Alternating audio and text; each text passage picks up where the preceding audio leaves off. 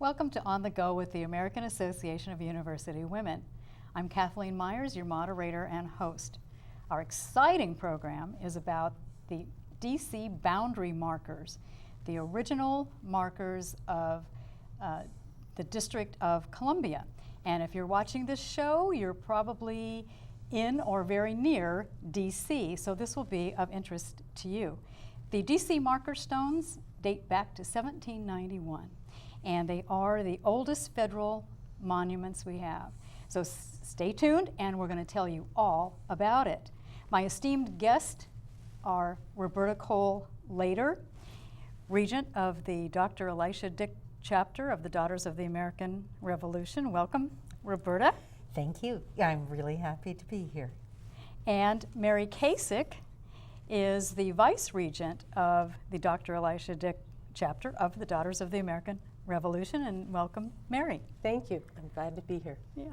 Now, you may be wondering what the Daughters of the American Revolution have to do with DC's original boundary markers, and I promise you we're going to get to that.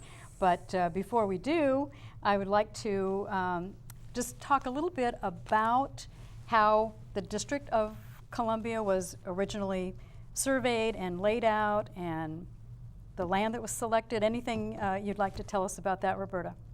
Thank you. There was quite a bit of controversy about where the capital should be, and there were claimants like Philadelphia, Providence, Rhode Island, Kingston, New York City itself, and finally, through a series of compromises, President Washington located the capital here, and the Residence Act, which established the District of Columbia as the residence of the President and the Capital District, was passed in 1790. 1790. Yeah. All right, so they, instead of going to a large northern city like Philadelphia or Boston, they decided to take part of Maryland and Virginia along the Potomac. It was a large area. It started out from the Anacostia up to about where Williamsport, Maryland is. Oh. And George Washington had a chance to decide from within that area what did he want to, where did he want the capital placed. Oh, so it was a large area. Yes. And then he was able to carve out just the part that he thought should encompass the 100 square miles Right. of the District of Columbia, Yes. right? Yes. All right, And he was Mary. especially concerned that Alexandria, with its port, be included, And his home. and his Okay, so Mount Vernon is located about 7 miles south of Alexandria. That's right. He and his family owned property in Alexandria, Yes. correct? Yes. Okay. Yes. All right. And what can you tell us about how they decided where the federal buildings would be within the district? On the Maryland side, just the Maryland side? They said there would be no federal buildings constructed on the Virginia side of the river. And that was because George Washington owned property? I believe so. I'm not sure about that. Okay. But I believe so. So they thought it was kind of a conflict of interest there? Yes, Little and bit? probably it was simpler with the transportation problems to have it all on one side of the river. That's true. And there is, the capital, the way it's set up, much more of the land was on the other side of the Potomac. Maryland side. Yes, on the Maryland side of the Potomac. Okay. So it was, and of course, he decided on who would do the surveying, and he set it up that Ellicott, Andrew Ellicott, Yeah. Ellicott would do the surveying, and he was from a family from Pennsylvania who they had mills in Maryland, and he was a prolific surveyor. He had to quickly leave surveying the western coast of New York and come down and start surveying the capital, and he He had not very many people to work with. Now, he enlisted the help of Benjamin Banneker. Yes. Can you tell us a little bit about? Well, Benjamin Banneker was, at that time, he was a 60-year-old freed slave, and he was a black man, and he was an astronomer and a mathematician. And I don't think he had worked with Ellicott before. I don't think so. So, but Ellicott knew of him and hired him. And they only had 6 people working on the staff with Ellicott surveying. And Banneker, well, the one story about Banneker, it was in the one marking the place where the southern boundary at Jones, which is, I don't know if we're getting ahead a little here, Yeah, but at that's Jones fine. Point, he marked it by laying down on the ground and surveying with the stars. And you know, Interesting. Yeah. it was a different way of doing things, of course. Certainly. Yeah. Okay, so the land was surveyed and staked out, and of course when you look at it on a north-facing map, it almost looks like a diamond. Mm-hmm. It's 10 miles square, 10 by 10 miles. And we're showing our viewers right now where those boundary stones are along the 4 lines there, boundaries. And it can look like a diamond. But Mary, you were saying it's not a perfect diamond. They say it's more of a trapezoid. It's the north boundary and the south boundary are not in perfect alignment, and the boundary markers are not perfectly 1 mile apart. You know, they're off by a little bit.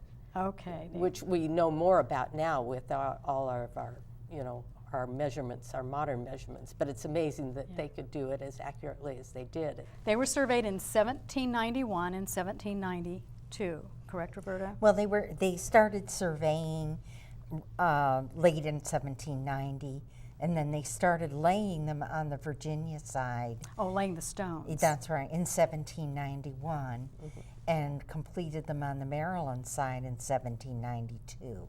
And you know that because on the boundary stone itself, on one side, the date is actually on the stone. Oh, it was written on the stone. Yeah. And these stones that, the markers, they're stones, and where did the materials come from? They came from a quarry on the Aquia Creek in Virginia, and they were actually not wonderful stone quality. They were sandstone, but they were used very widely in building in D.C. The center part of the Capitol, the oldest part, is built of Aquia sandstone. The White House was built of Aquia sandstone, and there are other buildings, old buildings in D.C. And it has actually weathered pretty well. But the part of the reason the boundary stones are so apt to be in need of preservation is that they're made of Aquia sandstone, and they weather unevenly because of inclusions in the stone. Okay. Yeah.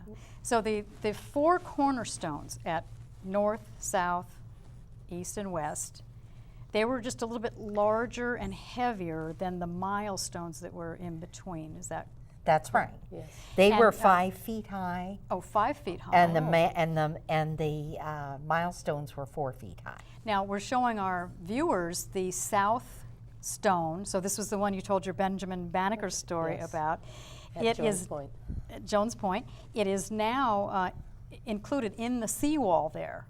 So it's not just a standalone monument as we would think of a boundary marker, but it's actually been absorbed into the seawall. And there are 40 markers because you have the 4 points, and then on each side you have 1 mile intermediate milestones, mile markers. So 40 of them in total. And they were laid either in 1791 or 1792. So what kind of a shape are they in today? Most of them show quite a bit of wear.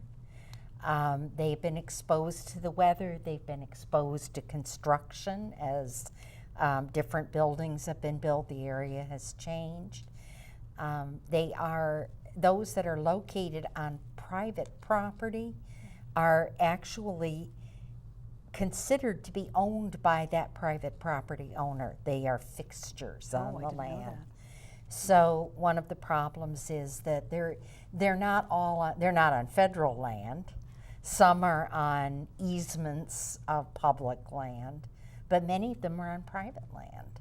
Okay. So they depends on what they've been exposed to. Some of them have had some very interesting lives. And they're not all still extant. No, There are two or four missing. There's 2 in storage somewhere. And There's one that's been replaced by a plaque, I Right. believe. and one's just missing. One's just missing. Yes. That's right. All And right. there are a couple that are just stumps. Just the That you can't. they're nearly flat to the ground. Yeah, and you know, some of them have dips in the top where the water has gotten in and pooled and destroyed it from the top down. And there were fences. Well, this comes later. Yes. Okay. Well, and I understand that one of them actually sunk into the earth about 8 Yes. feet. And in order to view that one, you have to take a flashlight with you and kind of look down a pipe or something. That's right. It's Is in the that- Blue Plains sewage treatment plant. It actually it's actually preserved in the pipe. Unfortunately, you really can't see it. But I mean, you can see the top. Okay. So in some respects, it's protected. But when they were originally laid out, they were laid out with 20 feet of land cleared on each side of Around them. I them. didn't know that. No, Yes, okay. and Oh, so they knew they needed to be protected, but you know, this was a long time ago. The brush grew up around it. Some of them, you know, civilization came along. Roads Sure. were built, and some of them, a couple of them were in water, and the markers were outside of the water on the shore. Oh my. So they all have different stories. Now, around 1906, there was a gentleman who went around taking photographs of them, and he saw the shape they were in. Around 1915, there was another gentleman who documented the shape of them, and that's when the Daughters of the American Revolution got involved. This organization that was founded in 1890, whose one major principles is historic preservation. So the DAR got involved and decided to upkeep the stones and try to get them back to their original, or at least keep them from degrading anymore. So that's how the Daughters of the American Revolution got involved. Dr. Elisha Dick Chapter has been assigned Southwest 8. So you are responsible for the care and feeding of Southwest 8. We call it our pet rock. Your pet rock.